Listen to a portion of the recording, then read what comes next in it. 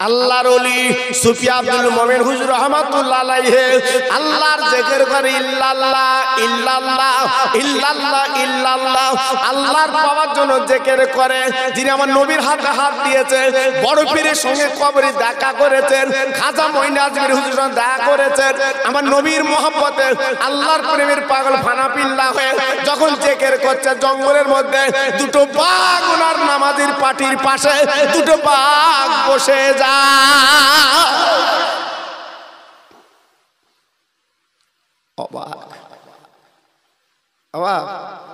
আমরা যদি বাঘ যদি দেখি জিকির করবো, একটু কথা বলে। হ্যাঁ, এখন যদি একটা হেলে সাপ বেরোয় মিলাদ কেউ শুনবে? বা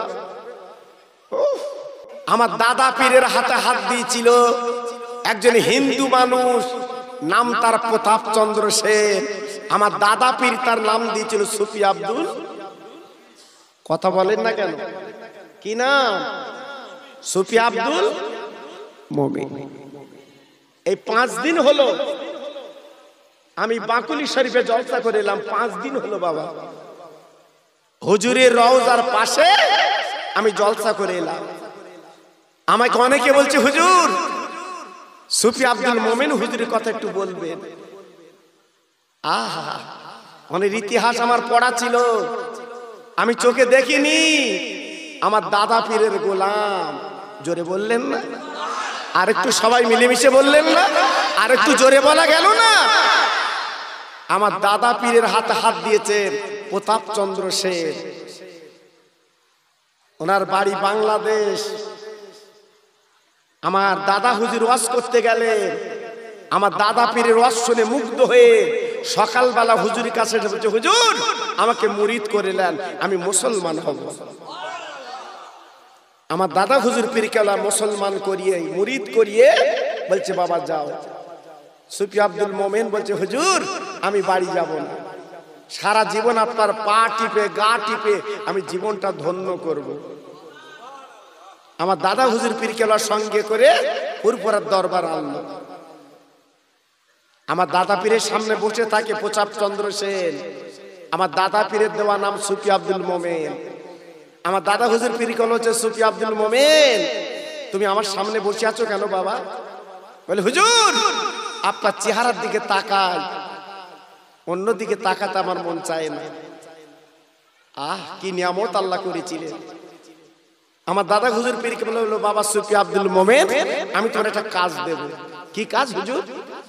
বলে, আল্লাহর ওলির যত মজার আছে সব মজার গুলো তোমাকে জিয়ারাত করতে হবে। সুফি আব্দুল মোমেন বলছে, হুজুর আমার তো কিচ্ছু নেই, আমি গরিব, সব ছেড়ে আমি চলে এসেছি হুজুর, আমি কি করে যাব মজারে? বলছে, বাবা কোনো কথা না, তোমার পীরের অর্ডার পালন করতে হবে। সুফি আব্দুল মোমেন বলছে, হুজুর দোয়া করুন, আমি পায়ে হেঁটে হেঁটে পৃথিবীতে যত মজার আছে সব মজার গুলো আমি জিয়ারাত করব। যেমন হেঁটে হেঁটে হজে যাচ্ছে, দেখেছেন ইন্টারনেটে?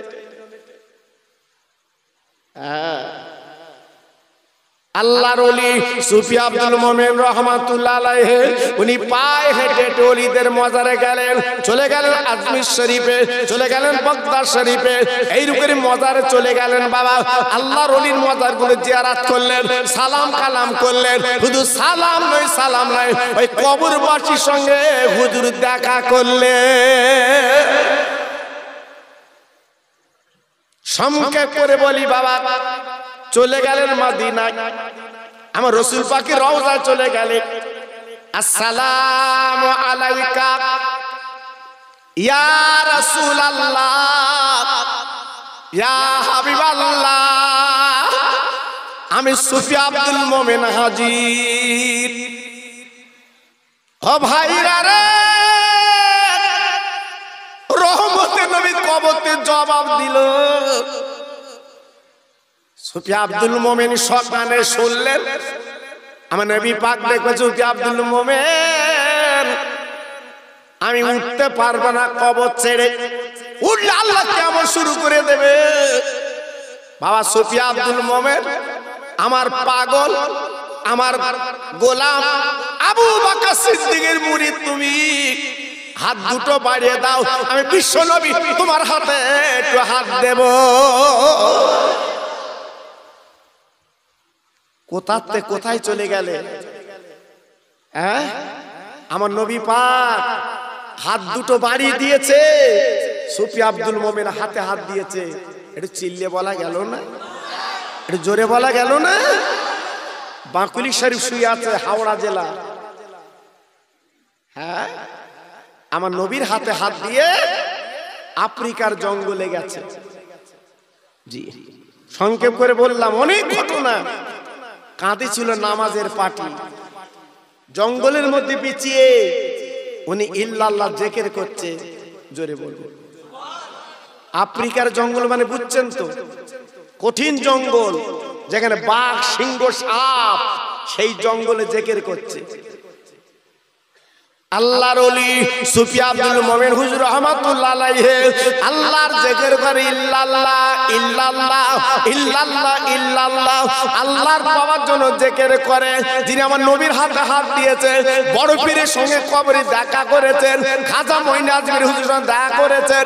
আমার নবীর মহব্বতে আল্লাহর প্রেমের পাগল ফানাফিল্লাহ হয়ে যখন জিকির করছে, জঙ্গলের মধ্যে দুটো বাঘ ওনার নামাজের পাটির পাশে দুটো বাঘ বসে যায়।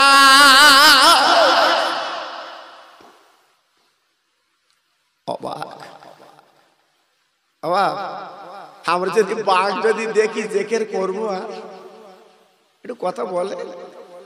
হ্যাঁ, এখন যদি একটা হেলে সাপ বেরোয়, মিলাদ কেউ শুনবে? বা লাফাচ্ছে, দৌড়চ্ছে। জি, দুটো বাঘ এসে হাজির, জিকির করছে। সুফি আব্দুল মোমেন রহমাতুল্লাহ আলাইহি চোখ দুটো বন্ধ করে জিকির করছে, চোখখানা খুলে থাকে, বাঘ বাঘ বাঘ বাঘ বাঘ বাঘ। সুফি আব্দুল মোমেন দেখ বলছে, বাঘ আজকে বল বল বল, আমি ইল্লাল্লাহ জিকির করব আল্লাহর পাওয়ার জন্য। তোরা থাকবি জঙ্গলি বাঘ, তোরা জঙ্গলের মধ্যে থাকবি, আমার নামাজের পাটিতে লিখানো বল বল। বাঘের জবান আল্লাহ খুলে দেয়, একবার জোরে চিল্লি চিল্লে বলা যাবে না। আল্লাহ পাক বাঘের জবান খুলে দিল। ওই জঙ্গলি বাঘ হুজুরের সামনে কথা বলতে লেগে গেল। ও সুফি আব্দুল মোমেন, আপনি মুজাদ্দেদে জামানের মুরিদ, এই জঙ্গলের মধ্যে জিকির করবেন, এক বিন্দু আপনি চিন্তা করবেন না। যতদিন জিকির করবেন, আমরা বাঘ কাটার ক্ষতি করব না, আমরা বাঘ কাটার খাবো না, আমরা দুটো বাঘ আপনার নামাজের পাটিতে পাহারা দেয়। কি বুঝলেন? ওনার ইতিহাসটা পড়ে দেখবেন, ইতিহাসটা পড়ে দেখবেন। বাঘ বলছে আমি পাহারাদার, আমরা দুজনে। ইতিহাসে লেখা আছে 7 বছর উনি জঙ্গল ইল্লাল্লাহ জিকির করেছিলেন, পানি পর্যন্ত খাইনি। জোরে বলা গেল না? জি। আর আমরা এবারে রোজায়, আল্লাহু আকবার, সামনে ইফতার। হ্যাঁ, চাচা শুধু তাকাচ্ছে, হয়নি সময়, তোর ঘড়ি 16। জি, আপেল, আঙুর, কলা, বেদানা, পেঁয়াজি সব শুধু ইমামের ওপরে দাঁতরে দাঁত দিয়ে পিষতেছে, সময় হয়নি। জি, আল্লাহু আকবার। 2 মিনিট বাকি, গালে ইফতার লোয়া যাবে। হ্যাঁ না বলেন একটু? আরে কথা বলেন না কেন আপনার? এবার রোজা করিলেন? বা রোজা করিলেন? সব মাথা নাড়া দিচ্ছে, করিলাম।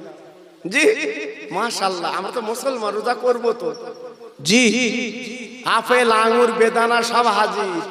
2 মিনিট বাকি, গালে তোলা যাবে? সবাই বলুন, গালে তোলা যাবে? আচ্ছা, 1 মিনিট বাকি। আচ্ছা, আপনি যদি ইফতার নেন 1 মিনিট আগে, কেউ আপনার মারবে? কেউ বাজে কথা বলবে না। এই যে সব হাজির, এই গালে তুলতে পারছেন না, এ ভয়টা কার? সবাই বলতে হবে, সবাই চিল্লে বলতে হবে, এ ভয়টা কার? আমার আল্লাহ। যদি 1 মিনিট আগে আমি ইফতার করি আমার রোজাটা শেষ। হ্যাঁ, এই ভয় যদি আমরা 11 মাস করি, কেউ আর হাতা গোটাবে? অনেকে কথা কথা হাতা গোটায় না, বলে দেখে লোবো তোর, দেখে লোবো তোর, তোর দেখবে কে ডাহারা? হ্যাঁ, কেন টাকার বল দেখাচ্ছ? এই টাকার বল দেখাচ্ছ? টাকা পেয়েছ বলে, দুটো বাড়ি করিস বলে, গাড়ি করিস বলে বল দেখাচ্ছ? দুবাইতে গিয়ে দেখো টাকার মালিক কি করে কাঁদতেছে। হ্যাঁ, গাড়িগুলো ভেসে যাচ্ছে দেখে। আল্লাহর কাছে চালাকি। হ্যাঁ, এজন্য বলছি বাবা, আমি বলে যাচ্ছি, পায়ে ধরে বলছি বাবা, নিজের পুঁজি নিজে করো। ছেলে মেয়ের ভরসা করে ভেতরে ঢুকো না, খুব বেকায়দা বাবা। আমার একটা ওয়াজ আছে, ইউটিউবে শুনেছেন কি জানি না, ট্রেনে বসে যাচ্ছে বাবা, ট্রেনে বসে যাচ্ছে, জানার কাছে সিট পড়েছ তো, আর ট্রেনে হকার ওঠে আপনারা জানেন তো? আরে ট্রেন চড়েন তো নাকি, হকার ওঠে না বা? জি, এখন জানলার পাশে সিট, ঘুমোচ্ছে, ট্রেন যাচ্ছে, হাওয়া লাগতেছে। জি, একটা হকার উঠে বলছে তরকারি রুটি। কি বলেছে? হ্যাঁ, তরকারি রুটি। ও ভূমির ঘরে বলছে 10 পিস দে। এইবার 10 পিস খেয়ে কাগজে হাত মুজে জানলাতে ফেলে দে, আবার ঘুম হচ্ছে। এ বলছে ভাই টাকাটা দে, তাই ঘুমো। ও বলছে কিসির টাকা? বলছে 10 পিস খালি না। তো বলছে কি খাওয়ালি? বলছে কেন তরকারি রুটি। ও বলছে তুই তরকারি রুটি বলিনি, তুই তো বলছিস সরকারি রুটি। এই জন্য 10 পিস খাইছি, তুই তরকারি রুটি বললে আমি 10 পিস খাতো, আমি 2 পিস খাতো। দেখেছো বা? জি, আজকে না আমরা ঘুমিয়ে শুনছি, ঘুম একদিন ভাঙবে যেদিন কাপড়ের কাপড় তোমার আমার পরাবে, সেদিন উপায় পাবে না, উপায় পাবে না, সেদিন দাঁড়াবে কোথায়? হ্যাঁ, ছেলের গালে চুমো দিচ্ছ, মেয়ের গালে চুমো দিচ্ছ, কি আনন্দ, কি খুশি, বাড়ি আসলে কি খুশি। কই ওই খুশি মনে একটু মসজিদে যাও না তো? তাই তো আজান দেশে মসজিদে যাই। হ্যাঁ, জি, ছেলের মায়া, বিবির মায়া, মেয়ের মায়া, কি খুশি। আল্লাহু আকবার, সংসার কি আনন্দ। মরণের পরে ছেলে কবরে যাবে তো বাপ, তোমার ছেলে কবরটা জিয়ারত করবে তো বাপ, তোমার ছেলে কবরের কাছে দাঁড়াবে তো বাপ। আশা আছে, আশা আছে। হ্যাঁ, এজন্য বলছি বাপ, খুব সাবধান, খুব সাবধান। সুফি আব্দুল মুমিন রাহমাতুল্লাহ আলাইহি 7 বছর ইল্লাল্লাহ জিকির করলেন, বাঘ কিন্তু নড়ে না, বাঘ কিন্তু বোবা বসে আছে, বাঘ হুজুর আমি পালাবো না, যাব না, আমরা বাঘ আপনার পাহারাদার। আরেকবার জোরে বলা যাবে না, আরেকবার জোরে বলা যাবে না, নারায়ে তাকবীর। সেই মানুষটা জীবনে কোনো বাড়ি খেত না, নিজে রান্না করে খেত। হাঁড়িটা দেখে এসো, এই বাঁকুড়ি শরীফ। নিজের বিছানায় শুতো, কারোর বিছানায় শুতো না। নিজের একটা ছাতা মাথায় দিয়ে চলতে, এখনো রয়েছে ওখানে, দেখে এসো। হ্যাঁ, জি, কি জীবন তৈরি করেছে, কি জীবন গড়েছে বাবা একজন হিন্দু মানুষ। আজকে আমরা কি জীবন তৈরি করেছি। তাই পায়ে ধরে বলছি আমার সোনা, নিজের জীবনটা গড়ো, নিজের জীবনটা তৈরি করো। আমার হুজুর যখন আলোচনা করবে মুজাদ্দেদের আওলাদ, ওনার হাতে হাত দিয়ে পরিবর্তন হয়। আর না বাবা, পৃথিবীর ভারসাম্য, পৃথিবীর অবস্থা খুব ভালো না বাবা। যারা লেখাপড়া জানে জিজ্ঞেস করে দেখো, পৃথিবীর অবস্থা খুব করুণ কিন্তু বাবা। যখন তখন আল্লাহ ধসিয়ে দিতে পারে, যখন তখন আল্লাহ দুনিয়াটা যাই তাই করে দিতে পারে। জি, আল্লাহু আকবার। এজন্য বলছি বাবা, এখন ফিরে এসো, এখনো চলে এসো। আর একটা কথা বলে দেই বাবা, এই ফেসবুক আর ইউটিউব দেখে নিজের জীবনটা যেন মাটি করো না। কি আমার কথা বুঝতে পারছেন? আরে কথা বলেন না কেন? আমার কথা বুঝতে পারছেন? ফেসবুক আর ইউটিউব দেখে নিজের জীবনটা যেন নষ্ট করো না। আমরা সারা জীবন 20 রাকাত তারাবি পড়ে এসেছি, এখন ফেসবুক ইউটিউবে দেখছে 8 রাকাত নামাজ। খুব সাবধান বাবা, খুব সাবধান। বলছে পীর মেনে লাভ নেই, পীর মেনে লাভ নেই, ফেসবুক ইউটিউবে দেখছে।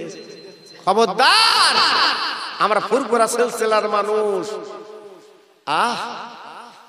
আমরা ফুরফুরা সিলসিলা ধরে রাখবো। বলুন আমিন। জোরে বলতে পারলেন না? আর একটু চিল্লে বলা গেল না? আপনারা যত ভাই এখানে বসে আছেন সবাই ফুরফুরা মানেন তো নাকি? আরে কথা বলেন না কেন? সবাই মানেন তো? আপনারা মাঝে মাঝে ফুরফুরা যান তো? যান যান যাবেন যাবেন জি। তাই আজকে আমি আপনাদের কাছে একটু আলোচনা করে দিলাম। আলোচনাগুলো মগজে রেখে জীবনটা পরিবর্তন করুন, আপনি লাভ পাবেন।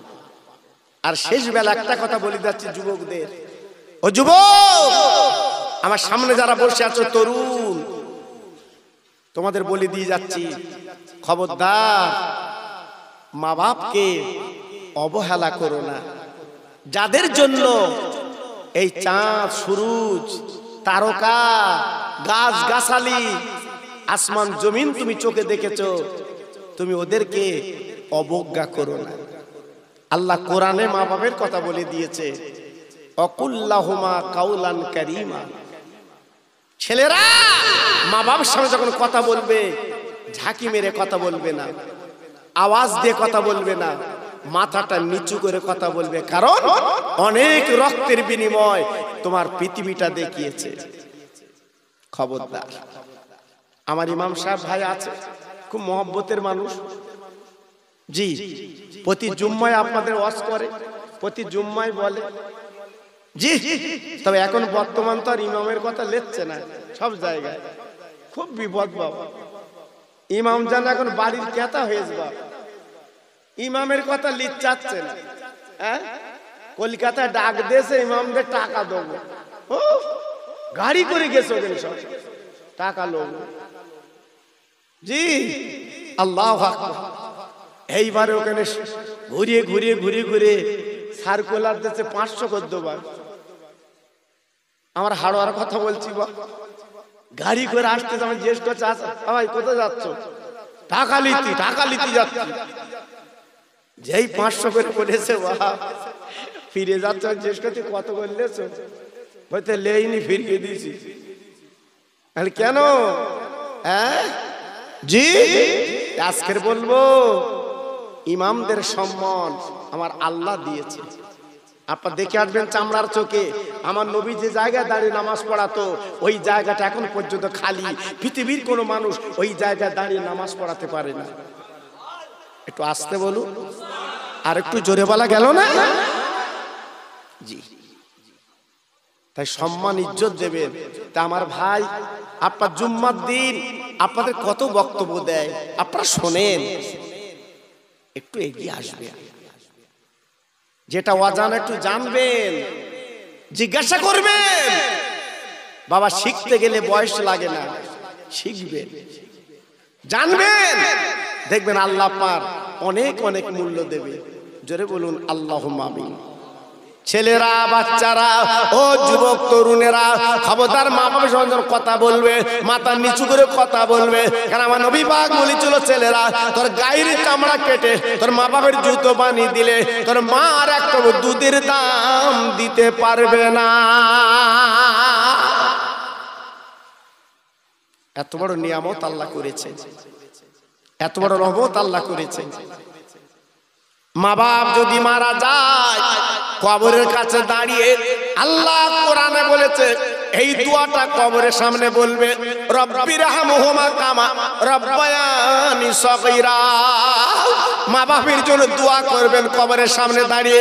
ছেলেরা রে, দু ফোঁটা পানি যদি কবরে ভালো, আমার আল্লাহ রাব্বুল আলামিন ওই দু ফোঁটা পানির বিনিময়ে কবরটা জান্নাতের বাগান বানিয়ে দেয়।